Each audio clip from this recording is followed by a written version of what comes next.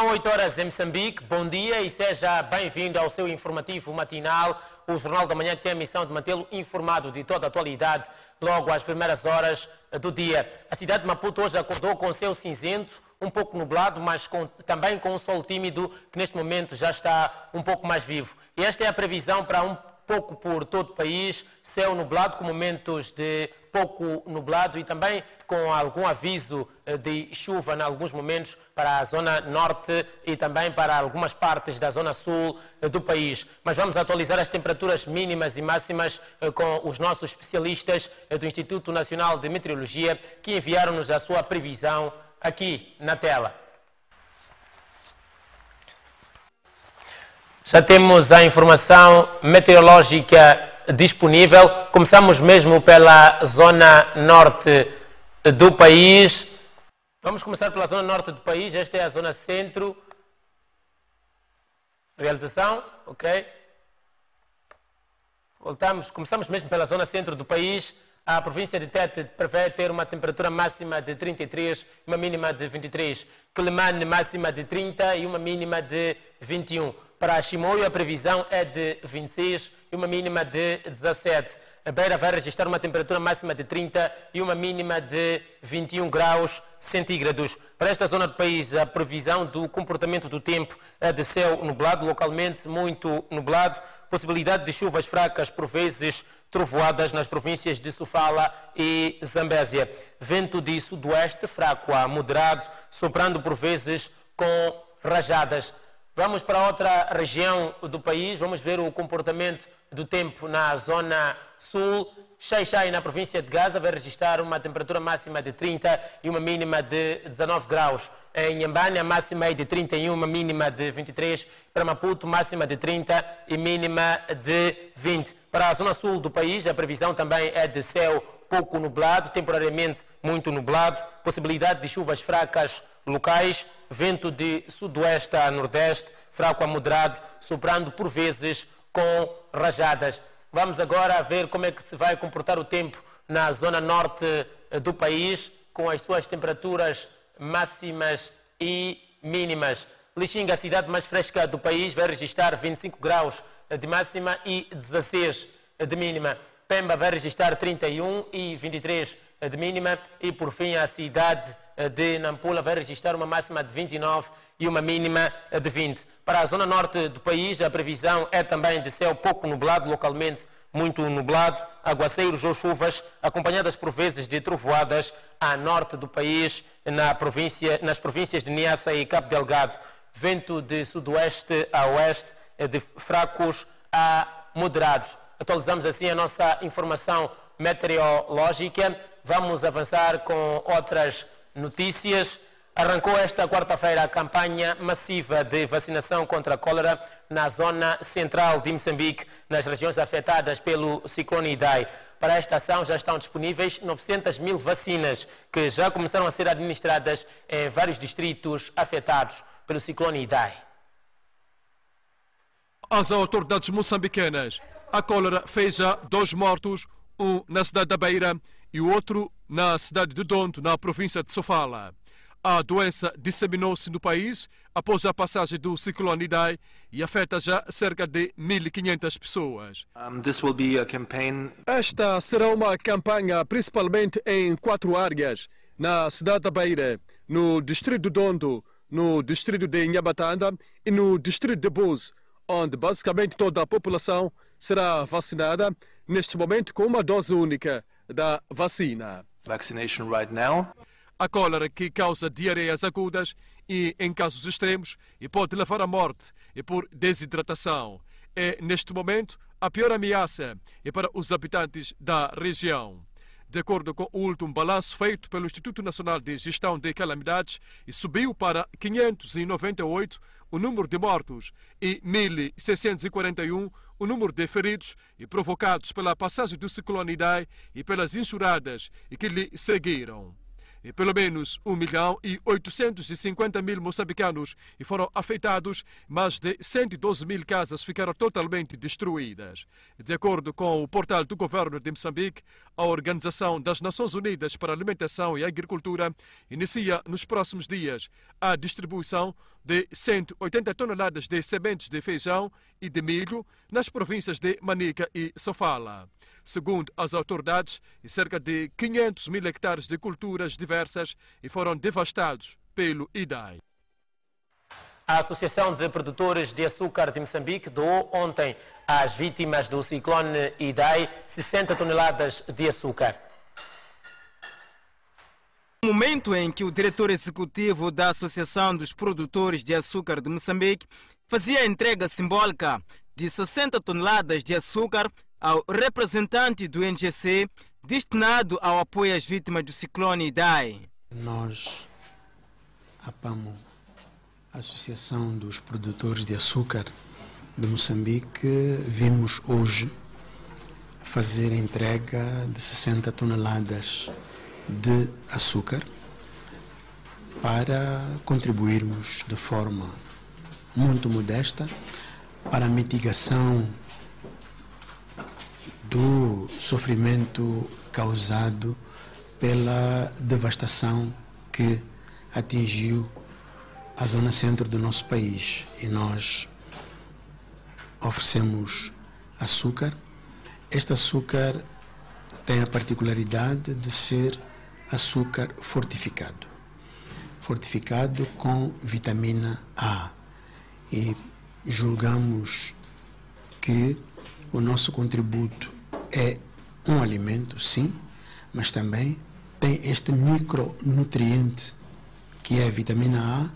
O representante do Instituto Nacional de Gestão de Calamidades diz que as 60 toneladas vão minimizar as necessidades alimentares dos afetados. Portanto, este é um apoio que vai reforçar efetivamente esse esforço e vai, como ouvimos ali, é um açúcar reforçado e é muito importante para as populações que estão nos centros de acomodação ou mesmo nas zonas afetadas. Na ocasião, o representante do NGC fez a atualização dos dados, tanto das vítimas mortais como do número dos afetados. Neste momento nós estamos a contar com 1.360.000 pessoas afetadas. O número de óbitos, infelizmente, continua a subir. Estamos com 598 óbitos. Nos centros de acomodação, continuamos ainda a contar com 131.000 pessoas, portanto, que estão em centros de acomodação. Neste momento estamos a falar de um total de 136 centros de acomodação, entre eles 107, portanto, na província de Sofala. Depois da desativação de ações de busca e salvamento, neste momento o NGC está a concentrar no apoio alimentar das vítimas do ciclone Idai.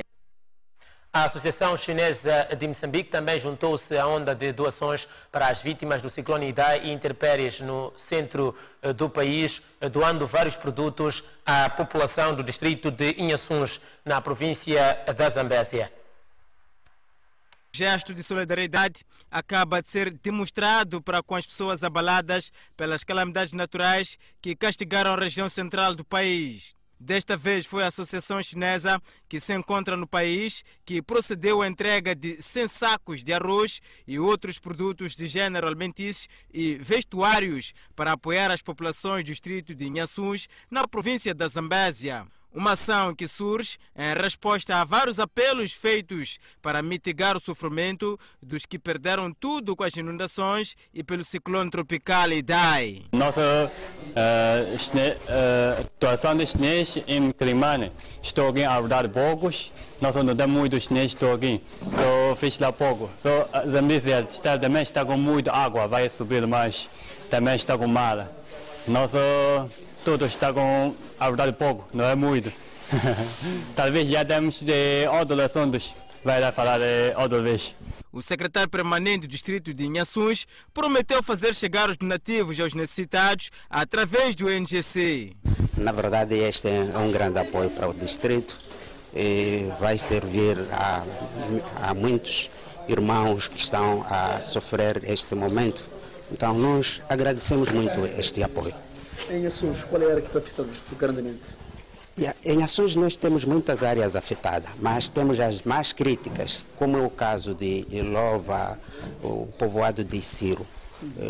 É uma área em que é um bocado distante para a sua assistência e esses em algum momento, por causa dessas águas, não sei, eles ficaram sediados e tem sido um problema para assistir este momento àquela população. O distrito de Inhaçuns encontra-se a sul da província da Zambésia e faz parte dos distritos que ficaram assolados parcialmente pelo ciclone Idai, que fustigou a zona centro do país. Ainda na província da Zambésia, o governo provincial prevê para breve a construção de 15 fontes de abastecimento de água potável nas zonas de reassentamento.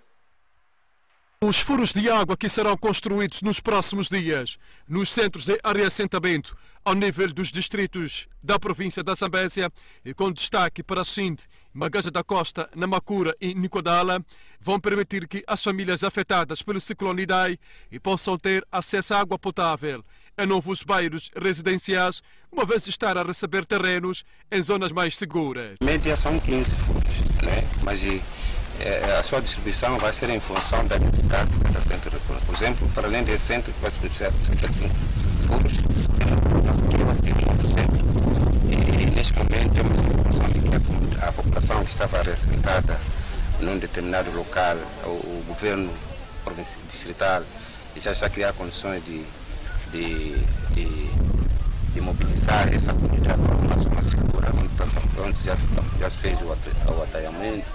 Então a ideia é de fazer nesses locais cerca de 2 furos, também são cautelados, é com a mesma empresa.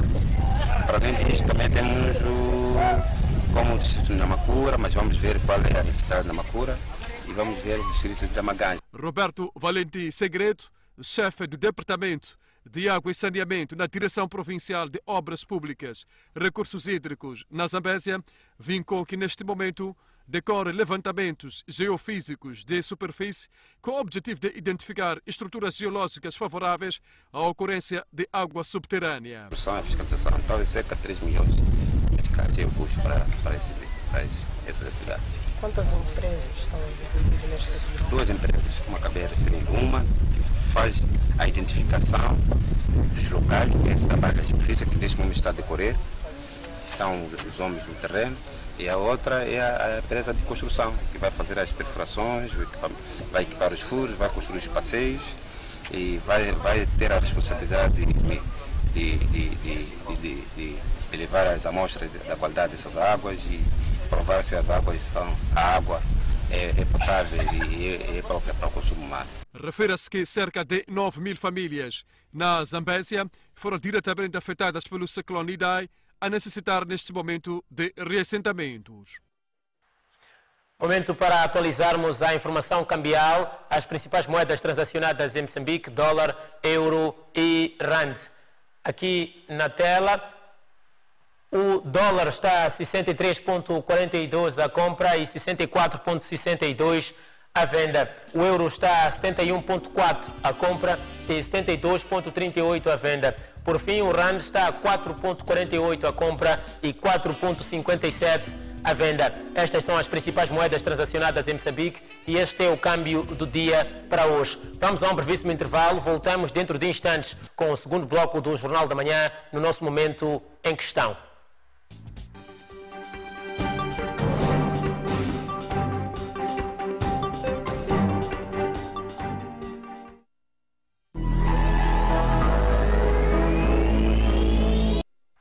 Seja bem-vindo ao segundo bloco do Jornal da Manhã. Os ataques xenófobos voltaram na África do Sul e o parlamentar sul-africano e concorrente às presidenciais daquele país, Julius Malema, condena ataques xenófobos naquela região. Malema diz que não quer nenhum voto de qualquer sul-africano que esteja envolvido nestes ataques.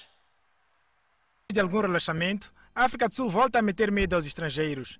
À semelhança dos anos passados, a sanguinolência dos sul-africanos parece não ter mudado. Pouco a pouco, imagens e vídeos de massacres passaram a dominar a internet, capas de jornais e tornaram-se preocupação da sociedade, mas sobretudo dos forasteiros. E tudo acontece na sequência de uma mensagem que circulava nas redes sociais a determinar que depois do dia da votação, a 8 de maio, a 13 do mesmo mês, todos os estrangeiros seriam mortos. Mas mesmo distante desta data, a xenofobia voltou a ganhar espaço. Mas o líder do Partido dos Combatentes da Liberdade Econômica, Economic Freedom Fighters, parlamentar sul-africano e concorrente às presidenciais da África do Sul, Julius Malema, veio a público condenar a atitude. Parem de se odiar a si próprios. Parem de atacar seus irmãos e irmãs africanas. Nós somos uma única coisa. Mas se vocês continuarem a matá-los, amanhã não terão trabalho, porque não há trabalho em África. Porque os milionários retêm seus trilhões em bancos e não querem construir indústrias. Não há nigerianos que vos roubaram dinheiro.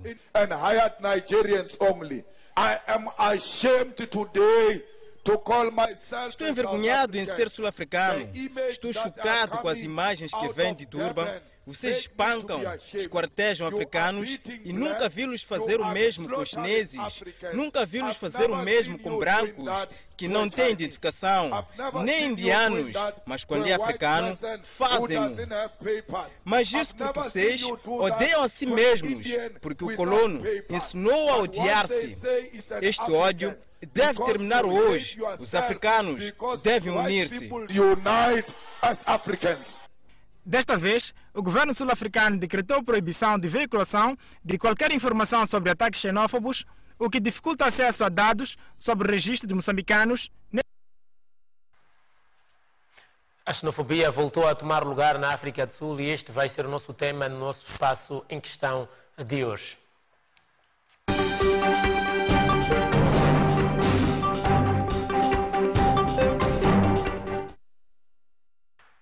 Pois bem, para nos ajudar a analisar este retorno da xenofobia na África do Sul, temos em estúdio o sociólogo Costa Ivo, quem desde já eu dou os meus votos de bom dia e avanço logo para a primeira questão. Que mensagem os sul-africanos devem estar a querer passar com este tipo de conflito? Bem, primeiro gostaria de agradecer a si, Milton Chichum, agradecer à televisão independente de Moçambique pela oportunidade que me foi concedida para expressar o meu sentimento relativamente ao fenômeno em apreço. Bem, pela pergunta que me faz, eu penso que esta é uma mensagem de que há uma inércia por parte do Estado sul-africano. A mensagem que os sul-africanos nos emitem ao praticar esses atos de violência xenófoba demonstra mais uma vez que há uma apatia por parte do Estado sul-africano para a erradicação do fenômeno da xenofobia. Bem, há aqui uma inércia do governo sul-africano para erradicar a xenofobia. E qual é que seria o papel do governo para terminar com estes ataques? Bem, nós não podemos falar automaticamente do papel ou das estratégias que os governos devem adotar para erradicar a xenofobia, sem muito antes termos que discutir a questão das causas. Eu entendo que é importante, num primeiro passo, discutirmos as causas para depois refletirmos sobre as soluções. Se for a reparar, o Chichum vai perceber que a xenofobia já vem desde 2018, vem à superfície desde 2018, depois 2008, desculpa, depois temos 2015 e este ano, 2019, voltou a repetir-se. Portanto, se for a verificar, vamos perceber que nós, os sociólogos, sempre temos dito, quando uma ação, quando um fenômeno se repete 2, 3, 4 vezes, ele se institucionaliza. Então, há uma perspectiva de institucionalização da xenofobia no Estado ou no solo pátrio sul-africano. Bem, como eu dizia, não podemos falar, de certa forma, das estratégias do governo para erradicar este fenômeno sem refletir sobre as causas. Se for a verificar, existem múltiplas causas que justificam, que justifica a ocorrência, tem sido usado como base para a prática deste fenômeno. Quer dizer, por um lado, há uma narrativa que é formada pelos praticantes da xenofobia de que os imigrantes, de que os estrangeiros, referimos dos moçambicanos, dos nossos irmãos moçambicanos, referimos dos tanzanianos, referimos dos malauianos, dos zimbabueanos, entre outros povos, como sendo aqueles que estão a ocupar os espaços de emprego sul-africano. Eu penso que esta é uma autêntica falácia, no meu entender, mas também é preciso que reflitamos sobre a questão da descolonização da África do Sul. A história reza que após a descolonização da África do Sul, houve uma expectativa por parte do cidadão sul-africano. Quando referimos ao cidadão, não estou a falar daquele cidadão abastado, estou a falar daquele cidadão pobre. Quer dizer, o Estado moçambicano, quando se instituiu como Estado, ele avançou com expectativa face aos seus cidadãos, expectativas essas relacionadas à questão do emprego, à questão do bem-estar. E o que sucede é que não conseguiu-se dar resposta a essa questão do desemprego. Nós estamos, do ponto de vista estatístico, a África do Sul está, em termos percentuais, 25%. É um nível bastante elevado do ponto de vista de desemprego. Então, o Estado sul-africano não conseguiu dar resposta a esses níveis galopantes de desemprego. Como resultado, os cidadãos praticantes da xenofobia vão construindo uma narrativa segundo a qual há uma usurpação de oportunidades de emprego. E, do ponto de vista de mecanismos, eu penso que o primeiro mecanismo que tem de ser adotado está muito interligado com o Estado sul-africano, porque é lá onde ocorre o fenômeno da xenofobia. Primeiro, o segundo, é que é preciso que os Estados que têm os seus cidadãos lá, eles engendrem toda uma estratégia diplomática de modo a fazer pressão ao Estado sul-africano, de modo a que também esse mesmo Estado sul-africano possa dar resposta imediata ao fenômeno da xenofobia. Acabou falando aqui de outros Estados e o seu papel, tendo em conta que os cidadãos têm vindo a ser atacados, são de várias origens. O que é que sente desses Estados no sentido de fazer essa pressão que acabou mencionando aqui, para que a África do Sul deixasse de estar nesse sentido de inércia? Bem, o que eu vou fazer aqui uma espécie de uma reflexão aparente. É imperioso, se de fato alguma coisa está a acontecer para a erradicação deste fenômeno entre os Estados, é imperioso que isto venha à superfície, venha ao público. Eu, como cidadão, não vejo, não consigo ver, não tenho informação de que há algum aspecto diplomático, há algum elemento diplomático que está sendo ativado para a erradicação disto. Então, eu penso que chegou a hora dos Estados afetados terem que vir ao público e demonstrar o seu descontentamento, mas não só descontentamento, mas também engendrar ações específicas e claras, objetivas, para pressionar o Estado sul-africano, de modo que o mesmo Estado sul-africano dê a resposta ao fenômeno que está a decorrer na África do Sul. Voltamos um pouco àquela questão dos líderes sul-africanos. Bem, nós temos visto aqui que alguns surgem depois de pronunciamentos xenófobos, discursos xenófobos de líderes sul-africanos. Qual é o seu pensamento sobre isto, quando os atos xenófobos vêm de quem devia orientar a população para ter um comportamento diferente? Bem, eu penso que aí está o cerne da questão, não? Temos os líderes que vão incentivando e vão influenciando os outros atores a praticarem a xenofobia, e eu entendo que é uma atitude, obviamente, não desejada, não aceitável, e eu entendo que, sendo uma liderança estritamente local, há aqui também o espaço dos líderes, dos políticos africanos, terem que engendrar encontros de modo a sensibilizar este extrato, refiro-me dos líderes locais, de modo a que eles possam amainar os seus ânimos para que este fenômeno não venha à superfície. Os sul-africanos estabeleceram aqui prazos, depois da eleição de 8 de maio, eles dizem que, segundo a mensagem que tem circulado, até 13 de maio, todo estrangeiro que for à África do Sul terá impedida a sua entrada, terá os seus bens, seja roubados ou destruídos. Como é que avalia essa questão da xenofobia vindo de pessoas que aparentemente não têm poder nenhum e que já estabelecem um tipo de prazos? Será que estes indivíduos têm uma ligação com alguém que tem um pouco mais de força? Há alguém, vamos dizer assim em linguagem comum, a agitar os sul-africanos a fazer isso com um pouco mais de poder? Isso demonstra mais uma vez aquilo que eu dizia. Isso demonstra mais uma vez a desorganização do Estado sul-africano, demonstra mais uma vez a inércia e a apatia do Estado sul-africano. Por quê? Porque um Estado que se digna ser Estado não se justifica que um punhado de pessoas tentam desestabilizar o Estado. Então, há aqui também uma lição para que o Estado moçambicano, para que o Estado sul-africano, desculpa, aprenda com isto. Todo o mecanismo, o sistema de segurança tem de ser ativado para colmatar esta situação. Para mim é inconcebível que um grupo de pessoas continue a incentivar a violência e o Estado fique inerte face a esta situação.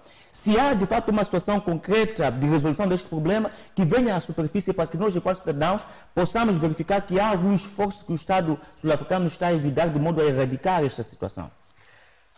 Pois bem, o próprio Júlio Malema disse na peça de reportagem que passou há pouco tempo aqui no nosso Jornal da Manhã que esta xenofobia tem sido direcionada a cidadãos africanos e não a cidadãos de outras origens. E temos o exemplo de uma jornalista, vamos assim dizer, uma jornalista de raça branca que enfrentou um grupo de jovens xenófobos e disse que não era sul-africana, mas não foi atacada.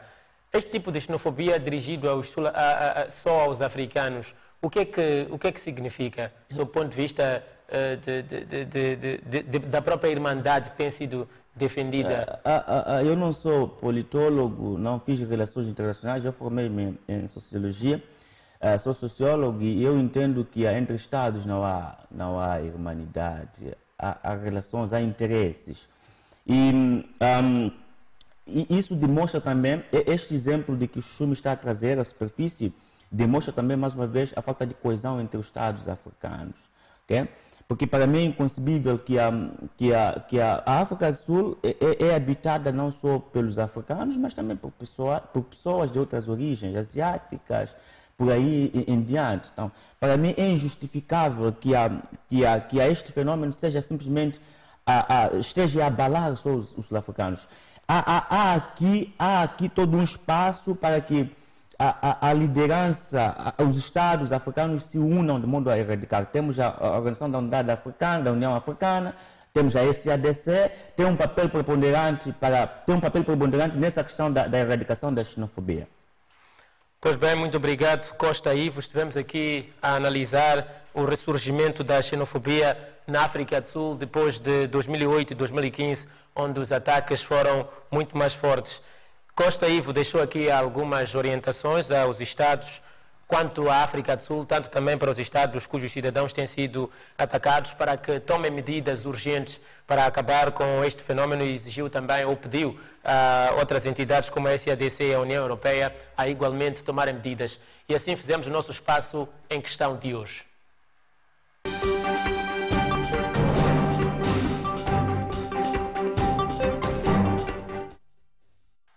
A governadora da província de Gaza, Stella Novo Zeca, apela aos habitantes do distrito de Xigubo a trabalharem de modo a acabar com a fome que os assola. Uma notícia para ver no segundo bloco deste jornal. Para já vamos observar um brevíssimo intervalo. Voltamos dentro de instantes. Até já.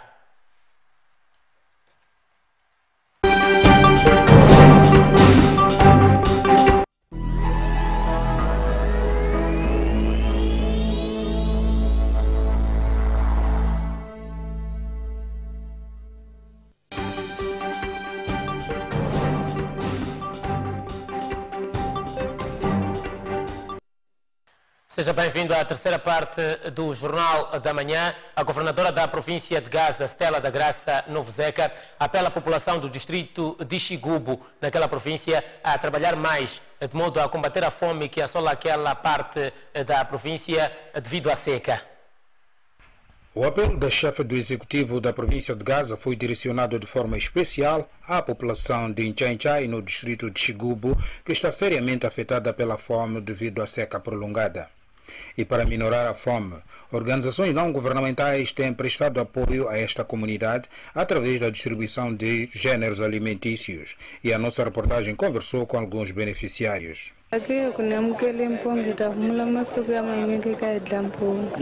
Estou feliz. Vamos descansar a fome durante alguns dias enquanto comemos este arroz.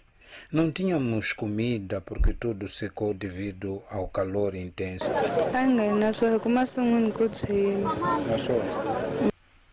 Tem sido uma luta constante que o governo e parceiros travam no país, no sentido de disponibilizar apoio alimentar aos necessitados, disse Stella da Graça, governadora da província de Gaza. Estão a entregar? Este mês estamos a entregar milho, feijão e arroz. Sim. Então conseguem entregar a todos aqueles que estão aqui? As quantidades são... Ou sempre tem alguma confusão que não chega? Como é que... Sempre os produtos chegam. Como sabem, a luta é constante. O governo, os parceiros estão sempre a encontrar alternativas para podermos apoiar a nossa população. Pelo menos aqui em Chai-Chai, a população consegue ter este apoio alimentar. Há outras comunidades que ainda não conseguimos prover este apoio alimentar para que também não possam passar fome. Então o que nós queríamos é que continuassem a confiar, continuassem firmes. Este ano não deu para fazer agricultura, mas no próximo ano quem sabe se as condições serão favoráveis. Então queremos pedir para conseguirmos trabalhar.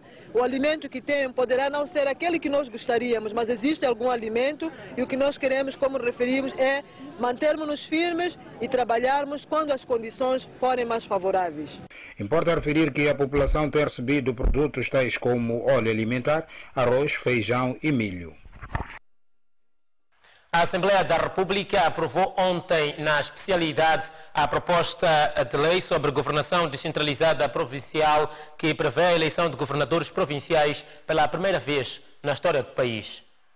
As normas, esta quarta-feira aprovadas pelo Parlamento, foram por consenso das 3 bancadas parlamentares e preconizam que seja eleito governador provincial o cabeça de lista do partido político e coligação de partido político ou grupo de cidadãos vencedor em cada círculo eleitoral.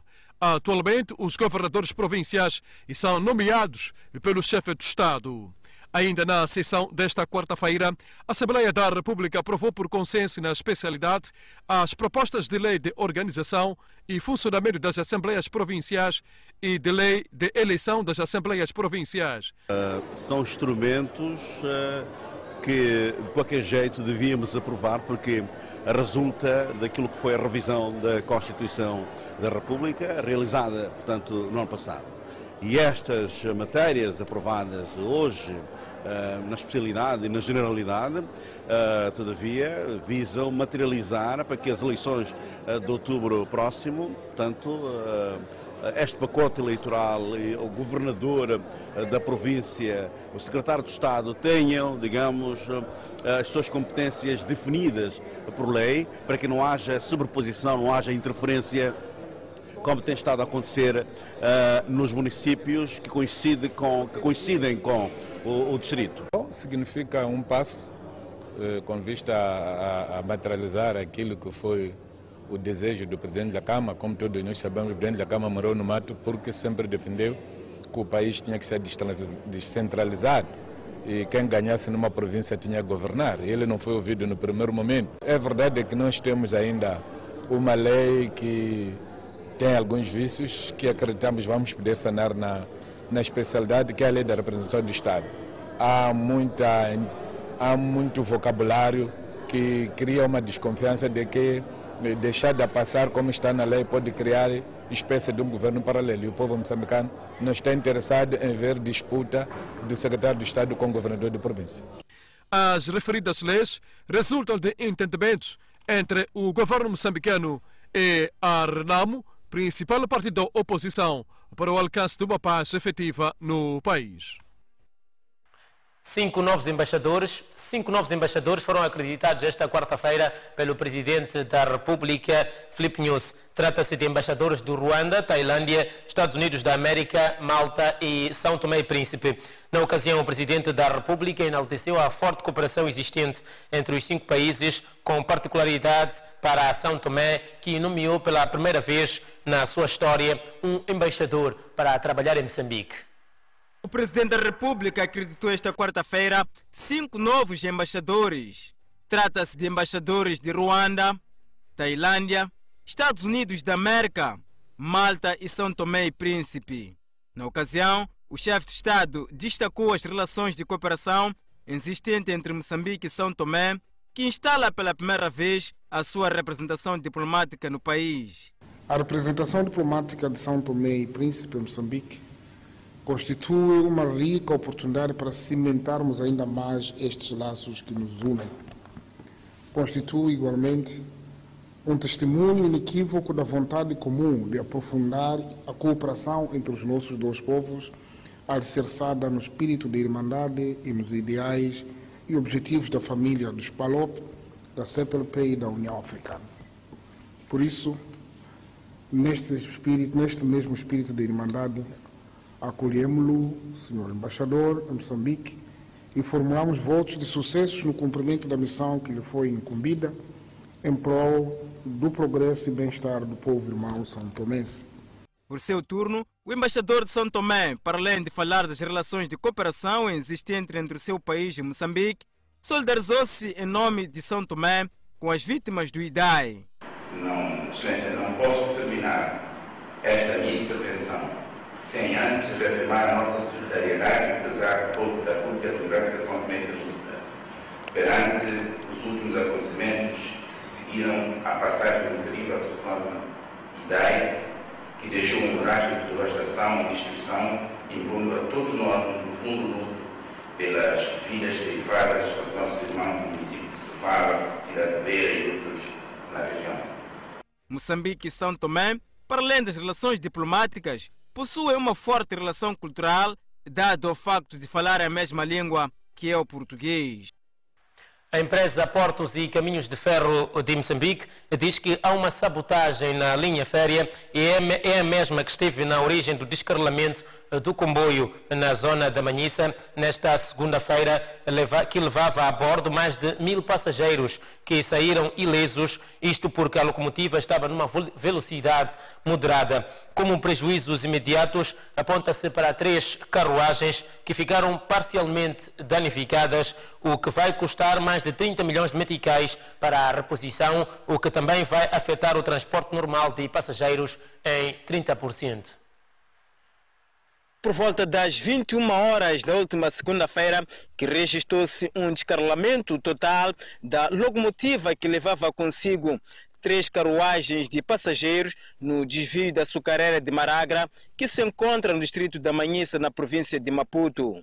Acredita-se que os malfeitores esperavam com a ação criminal apoderar-se do açúcar, que geralmente é transportado a partir da açucareira da Maragra. No mesmo ponto, há 3 anos, descarrilou um comboio de açúcar que vinha da Maragra. A ideia, de facto, era tirar algum proveito nisto. A empresa tomou algumas medidas, com forças de segurança, conseguimos minimizar a situação.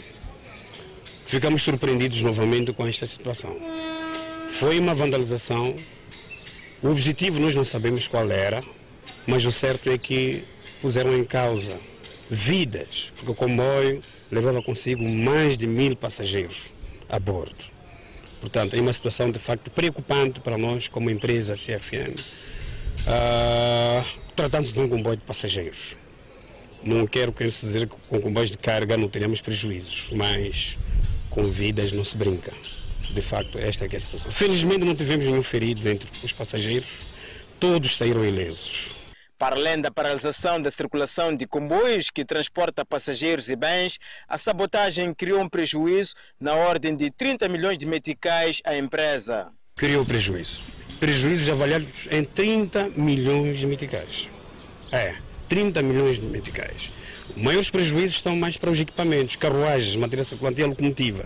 Só carruagens e locomotivas somam 21 milhões de meticais. Portanto, de fato, são prejuízos enormes para a empresa, para além de que em algum momento vamos ter um impacto naquilo que é a composição para a Manhissa. São 3 carruagens, infelizmente, acidentadas, que assim que recolherem as oficinas, terão que ser intervencionadas. Não é? Em termos de reparação, em algum momento, os nossos utentes da Manhissa vão sentir falta dessas carruagens e vamos ter uma situação, de facto, de superlotação. Com as 3 carruagens paralisadas, estima-se um déficit de 300 passageiros a serem transportados no total dos perto de 2.000 que diariamente usam este tipo de transporte para fazer a ligação nas zonas de Albazine, Marraquene, Manhissa a nível da província de Maputo, sendo que a linha que sofreu sabotagem permite a ligação com o distrito de Esqualaquala na província de Gaza. Pelo menos 3 pessoas perderam a vida na última semana na província da Zambésia, vítimas de acidente de viação ocorridos nos distritos de Mucuba, Milange e cidade de Quelimane. Segundo dados da Polícia da República de Moçambique, 3 pessoas perderam a vida em consequência de igual número de acidentes de viação, que, para além de mortos, provocaram também 2 feridos graves. E as razões são humanas. Infelizmente, nós estivemos muito bem no que tange aos acidentes de viação.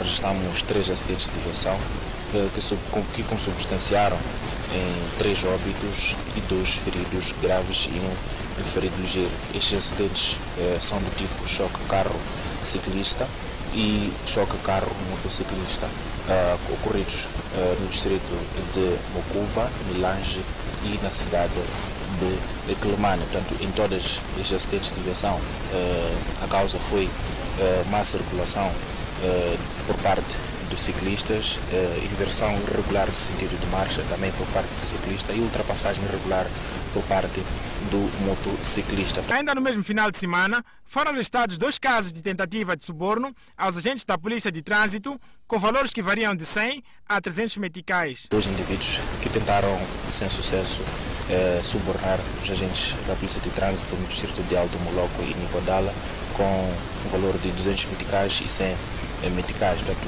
apreendemos também, a Polícia de Trânsito apreendeu também 2 viaturas que no momento da fiscalização encontravam-se em situação irregular. Portanto, o condutor não trazia consigo os documentos da viatura. Portanto, isto no distrito de Nicodala. A polícia apela ao cidadão para que não se faça ao volante sem habilitações, até porque põe em risco a sua própria vida e, sobretudo, a dos outros na via pública. Na cidade de Maputo, o primeiro-ministro Carlos Agostinho do Rosário desafiou ontem a juventude a investir no negócio marinho, uma vez que este pode permitir um rápido desenvolvimento do país e também vai ajudar na redução do desemprego. A declaração foi feita durante o lançamento da conferência Crescendo Azul, que vai ser realizada no mês de maio. A cidade de Maputo vai acolher no próximo dia 23 e 24 de maio a conferência Crescendo Azul, com o objetivo de garantir maior proteção da vida marinha através da conservação e uso sustentável dos oceanos e mares. Para o efeito, o primeiro-ministro Carlos Agostinho do Rosário procedeu esta quarta-feira o lançamento da conferência, tendo na ocasião desafiado os jovens a investirem nos recursos marinhos como forma de desenvolver a economia do país. Tendo em conta o potencial decorrer da extensa costa marítima que o nosso país possui, o mar proporciona um leque de oportunidades para o desenvolvimento da nossa economia. Este imenso potencial oferece ao nosso país a possibilidade de gerar mais emprego e renda, sobretudo para mulheres e jovens, e neste modo contribuir para o crescimento da nossa economia. Assim, desafiamos a todos, em especial os jovens, a serem empreendedores, criativos e inovadores para tirarem o máximo proveito das oportunidades que decorrem da preservação e utilização sustentável do oceano. O primeiro-ministro disse também que a conferência Crescendo Azul vai permitir que o setor privado aprimore os seus serviços para promover a imagem do país. A realização desta conferência constituirá uma oportunidade para o empresariado nacional aprimorar os serviços que irão oferecer aos participantes deste evento, desde o alojamento, os transportes, a restauração, entre outros. O setor empresarial nacional é igualmente chamado a promover a boa imagem do Moçambique, oferecendo serviços turísticos, exibição da cultura e a rica gastronomia do nosso país. A conferência, que irá decorrer no próximo mês de maio, tem sob o lema Exploração Sustentável e Compartilhada do Oceano.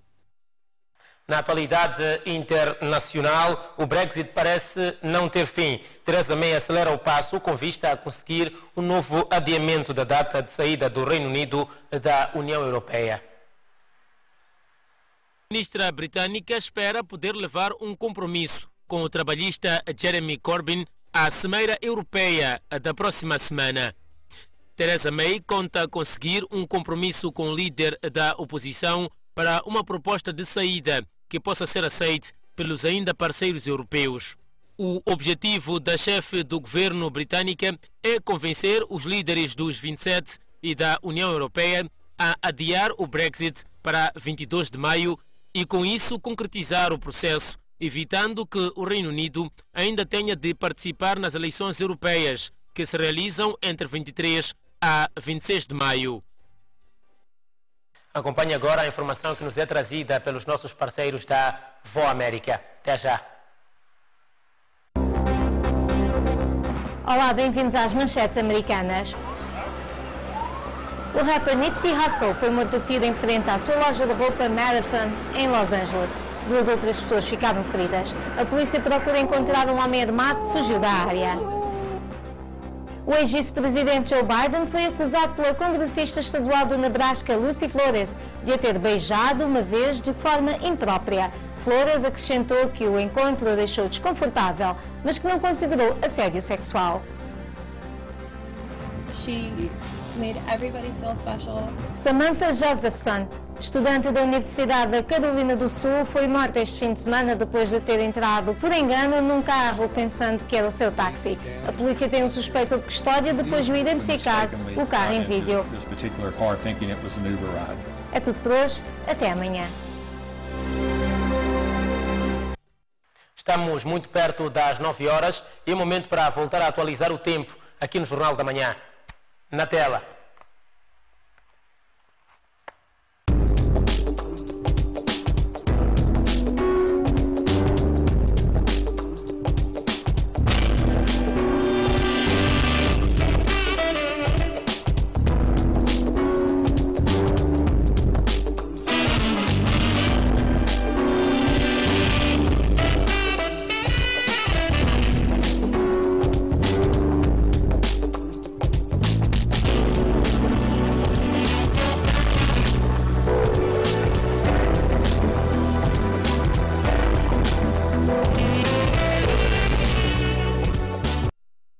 Já dissemos que o tempo hoje será de céu pouco nublado, temporariamente muito nublado em todo o país, com possibilidade de ocorrência de chuvas para a zona norte e também para a zona sul do país. Fizemos assim o nosso Jornal da Manhã. Obrigado pela preferência. Nós somos a TIM, a televisão de profissionais comprometidos em trazer-lhe informação com responsabilidade, qualidade e transparência. Já sabe, pode voltar a acompanhar esta edição do jornal no YouTube. É só escrever TIM-TV, espaço televisão, e poderá assistir esta e outras edições do Jornal da Manhã. Obrigado pela audiência e até amanhã às 8.